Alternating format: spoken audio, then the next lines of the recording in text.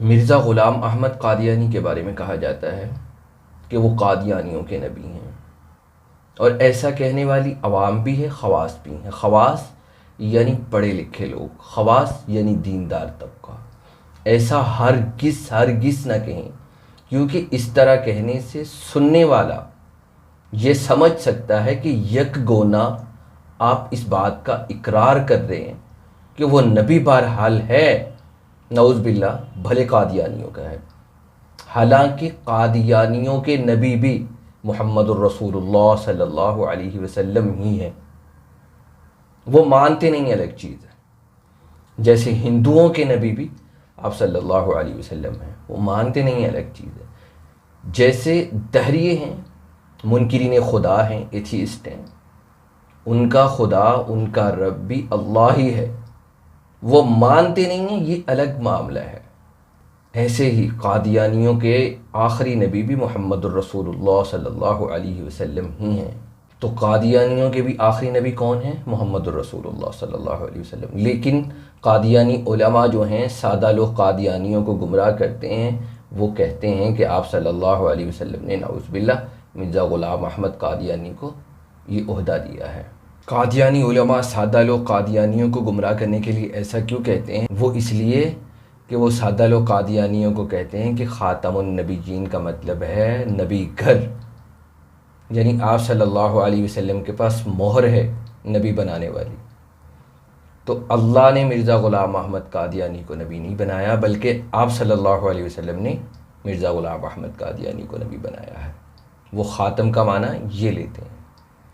اور جب ان سے کہا جاتا ہے کہ احادیث مبارکہ یعنی تواتر سے ثابت ہے آپ صلی اللہ علیہ وسلم کا آخری نبی ہونا، تو وہ کیا جواب دیتے ہیں؟ وہ کہتے ہیں کہ احادیث جو قرآن کے مقابلے میں آ جائیں گی ان کو ترک کر دیا جائے گا۔ حالانکہ احادیث قرآن کے مقابلہ میں نہیں ہیں، بلکہ ان کے اس جھوٹے مفہوم، جھوٹے مطلب، غلط مطلب کے خلاف ہے۔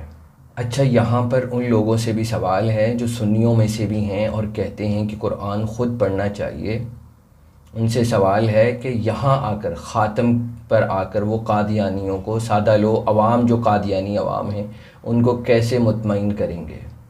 کیونکہ وہ تو کہتے ہیں خاتم کا معنی مہر بھی ہے، اور مہر آپ صلی اللہ علیہ وسلم نے مرزا غلام احمد قادیانی کو دی تھی۔ اور اس کے علاوہ جھوٹا نبی یہ بھی نہیں کہنا چاہیے۔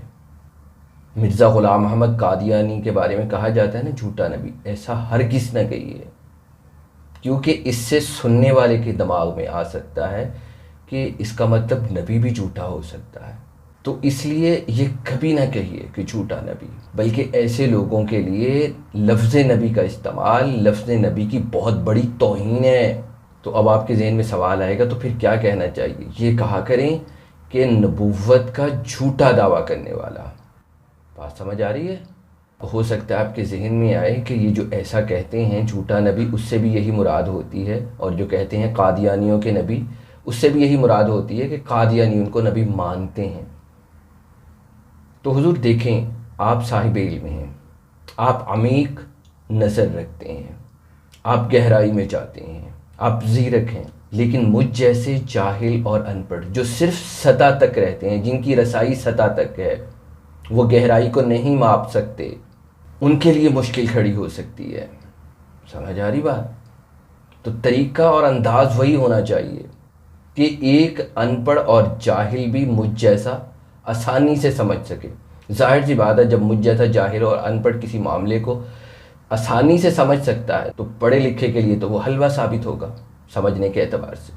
خلاصہ کلام یہی ہے کہ کبھی نہ کہیے کہ قادیانیوں کے نبی، اور یہ بھی کبھی نہ کہیے کہ جھوٹا نبی، بلکہ یہ کہیے کہ نبوت کا جھوٹا دعویٰ کرنے والا، جس کے پیروکار قادیانی ہیں، اور قادیانی سادہ لو عوام کو گمراہ کرنے والے، ان کے دلوں میں وسوسے ڈالنے والے، یہ قادیانی علماء ہیں، اور یہ اسلام کو نہیں مانتے، محمد الرسول اللہ صلی اللہ علیہ وسلم پر ایمان نہیں لاتے، کسی بھی چیز کا ایمان نہیں رکھتے، صرف دھوکہ دینے کے لیے کہتے ہیں کہ ہم آپ صلی اللہ علیہ وسلم کو مانتے ہیں، نام استعمال کرتے ہیں اسلام کا سادہ لوگ مومنین کو گمراہ کرنے کے لیے، لیکن مانتے نہیں ہیں، کسی چیز کو نہیں مانتے وہ، سوائے مرزا غلام احمد قادیانی کو۔ اسلام کا نام البتہ استعمال کرتے ہیں، مذہب، راستہ اور دین یہ سارا وہ شیطان کا ہے۔